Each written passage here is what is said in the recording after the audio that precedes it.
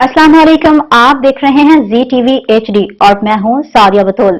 सबसे पहले शामिल करेंगे आज की अहम खबरें। मुल्क में महंगाई की हफ्तावार शरह में मजीद इजाफा हो गया है। इदारा शुमारियात की जानिब से जारी करदा आदादोशुमार के मुताबिक मुल्क में महंगाई की हफ्तावार शरह में मजीद 0.80% इजाफा हो गया, जबकि हफ्तावार महंगाई के सालाना शरह पर 5.08% हो गई। रिपोर्ट के मुताबिक एक हफ्ते के दौरान 17 अशिया जरूरियत की कीमतों में इजाफा, 10 अशिया की कीमतों में कमी, 24 की कीमतों में इस्तेकाम रहा। एक हफ्ते में चिकन की फी किलो कीमत में 75 रुपए का इजाफा, टमाटर 44 रुपए, चीनी 3 रुपए और घी 7 रुपए फी किलो महंगा हो गया। जलाने की लकड़ी 13 रुपए फी मन, कुकिंग ऑयल 21 रुपए महंगा, बीफ 6 रुपए, गुड़ 1 रुपए, LPG 7 रुपए और मटन 3 रुपए महंगा हुआ। LPG 7 रुपए और मटन 3 रुपए महंगा हुआ।